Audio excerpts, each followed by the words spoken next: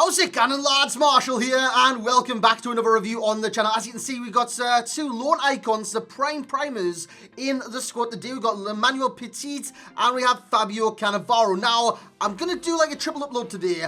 I'm behind on the legend reviews or the icon reviews, whatever the hell you want to say. I'm going to start with Cannavaro, then we're going to go on to Petit, and then once 6 PM comes, we're going to do that new one as well, if I can fit them all in. So lads, if you do enjoy and you want to see the Petit one ASAP, you know what to do. Bring that hype, because today we're going to see if size matters in terms of the 5'9" Fabio Cannavaro. So lads, smash a like on the review, and let's see if we hit 1,000 likes for a defender review on this channel. And if you're new to the channel by any way, shape, mean or form, drop a subscription to the channel. Massively appreciated, and that would be fantastic. It really would. Click that little notification bell as well. So it's safe to say he's going to play centre back in a 4-2-3-1. I mean, that's what I'm playing. I played in FUT Champs and Division Rivals just to kind of get the best feel for this card overall. So lads, with that being said, let's see how Fabio Cannavaro did, and let's see if size really matters. So here we go now. As you can see in the top left hand corner of your screen is the price of the cards. The lowest one, the 1.1 million, is the SBC, which I've got to say is quite affordable. 1.1 million for a 93 rated Fabio Cannavaro isn't actually too bad. And 1.4 million for the tradable is the max price as of right now on the Xbox and the PlayStation. So the price bracket between 1.1 and 1.4 on both consoles. Now you can see the elephant in the room right there. The height is 5'9". So he is quite small, but he's got one outstanding stat that makes that quite irrelevant, but at the same time, it's still very relevant with the card. He's got 2-star skills, doesn't matter for a centre-back. He's got 3-star weak foot, which does kind of matter for a centre-back, but really doesn't. He's got a lot of high work rates, which are fantastic for a centre-back, or they're terrible for a centre-back. You've seen that with Kostas Manolas, where he just like hid behind the defence, and it created like a Z shape in the back line, which I didn't really like. However, Fabio Cannavaro, it didn't seem to happen, so I don't know what happened with Manolas, but Cannavaro, it didn't seem to happen with him. And you can see the one outstanding stats, which kind of does make his sides not too bad. And it's the jumping of the card on the right hand side of your screen, which is 98.99 with an anchor chem style. That is a sensational start on this card, and he does win headers. He really does win headers on this game. He's got a great leap on him, but at the same time, his height still, I don't know, he still gets beat by likes of Zlatan Ibrahimovic from time to time and things like that. So his height is still an issue from time to time, but it's not as big of an issue as you guys could make it out to be.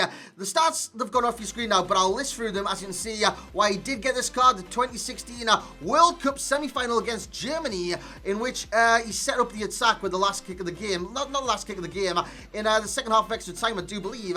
And yeah, it's great, man. It's great. Italy, he was sensational for Italy in the World Cup winning campaign. And Fabio Cannavaro, I can just remember him lifting that World Cup trophy, and that is just what I remember him for. But anyways, guys, getting on the pros of this card, and I'll list through his stats once more. Well, once more, I'll say once more, but I've never listed through them yet. Pace, and that's the acceleration, the number one pro. Acceleration is 87. It's sensational, man. His acceleration to get into certain situations very quickly is very good with the card. However, his top speed isn't that great at 79, but the acceleration is the be all and end all with this card. Honestly, the acceleration to nip in and get the challenge, just like you've seen there, is sensational with Fabio Cannavaro. In terms of the dribbling category, he's got 85 agility, very agile in this game, meaning he can turn, he can shimmy and chase runners very quickly on this game, so he doesn't have to kind of, I don't know, turn like a tractor in order to kind of maneuver his body to get into positions to win the ball back. I see quite flairful side there with the agility, with the little back heel. He's got 82 balance, 91 reactions, very important on centre backs on this game is reactions, and he's got 90 bloody one. Ball control, 70, and the first touch is a con because sometimes you can just get away from him. A lot of centre-backs on this game don't have good ball control, but you look at the team of the years, 99 ball control for Rafa Varane, 99 ball control for Sergio Ramos, so ball control is an important stat for centre-backs on this game, especially if it's fizzed across the, like, the centre-back area or something from a wide area on this game. The best stats of this card, interception, stand tackle, and jumping, all 98, and the worst stats probably sprint speed and ball control, which I've already been through. The defending category, now he's got 87 composure, he's got 19 interceptions, 93 hidden accuracy, 99 marking, 98 stand tackle, and 95 stand tackle, which all goes to 99, 99, 99 on every single stat with an anchor chem style. And like I said, the physicality's got 98 jumping, sensational on this card. He's got 82 stamina, 91 strength, and 91 aggression. He is very, very strong on this game and very aggressive in the challenge. He's like a little menace, man. He is small on the page, but he gets into certain situations very, very quickly, and he closes down opponents very, very well. His defensive positioning on point every single time as he set up this kind of counter-attack here, and Zlatan Ibrahimovic does score at the end of it. But his defensive positioning on point every single time. That's the interception stat, which is 99. He's always in the right place at the right time to intercept the ball and get a foot in, or maneuver his body into with the ball. As you see there, another interception from the card. And interceptions have to be a pro with this card because he intercepts bloody everything, man. He is the interceptor on this game. Interceptor, I don't know, man. I don't know. But he makes another great challenge there in the background. I think it went out for a goal kick, and it's twice. You would have seen like that kind of clip within this review where he's maneuvered his body in front of the ball and the player and not made the foul, which if I did do a foul there, that would have been a red card, second yellow in that game.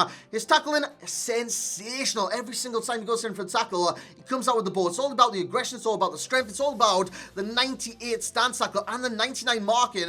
Sensational, lads. Absolutely sensational. There's not much I can say about this card apart from he's bloody amazing. He is amazing. The jumping makes up for his height somewhat. It's 98, so he does win a lot of headers on this game, but I'd stick him up against like a Van Dijk from a corner, for example. He's not always going to win that kind of aerial battle, but he is very combatant in the air. I've got height as a con. It's only a minor con, minor con, but it's like the elephant in the room. What's the height like with Fabio Cannavaro? Is he usable? Yes, he is, because his jumping is sensational. Is he going to win every single header on this game? No, he's not, unfortunately, due to the 5'9" head and height and accuracy, the height of the card, unfortunately. And, of course, the first touch, which I've already spoke about, the ball control not being that great at only 70. Of course, you can boost that up, but the anchor, it puts everything defending on 99, which is just unbelievable with this card. And it makes this card what this card is, a sensational centre-back on this game. He makes these prime icon moments worth getting because he is that good at centre-back. He's a sensational centre-back on this game. And honestly, I got this card. I've had the loan for quite a while. I just reviewed him right now.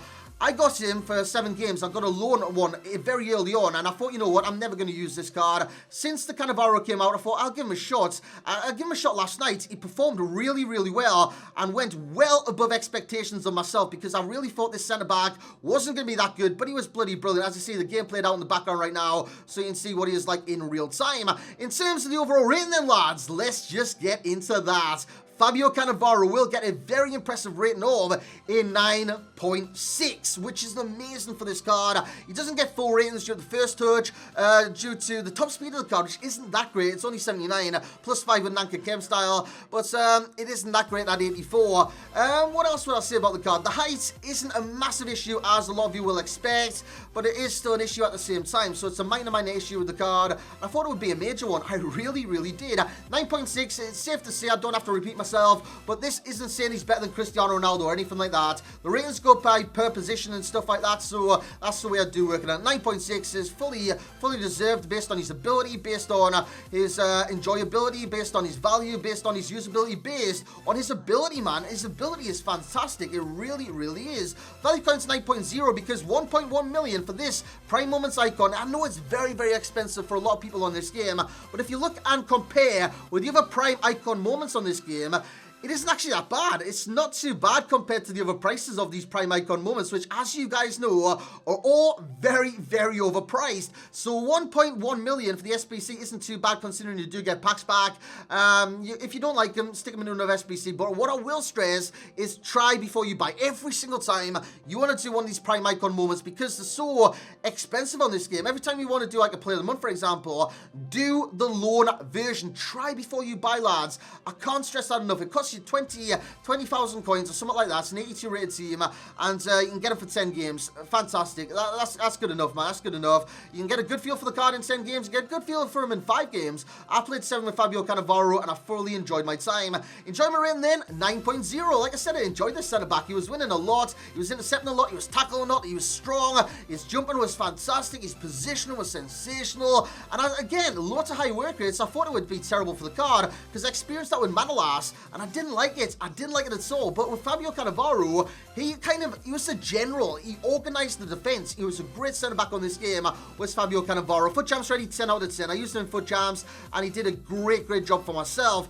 In terms of the perfect links, you've got a lot of Italians, but I went for the centre-back in Maldini, which would be the great perfect link for this card. A fantastic one in that sense. The strong links of Chiellini, another centre-back partner. Alan Shearer is just an example because any icon links to this card. In a strong link, basically, a strong link to this card is any icon in this game.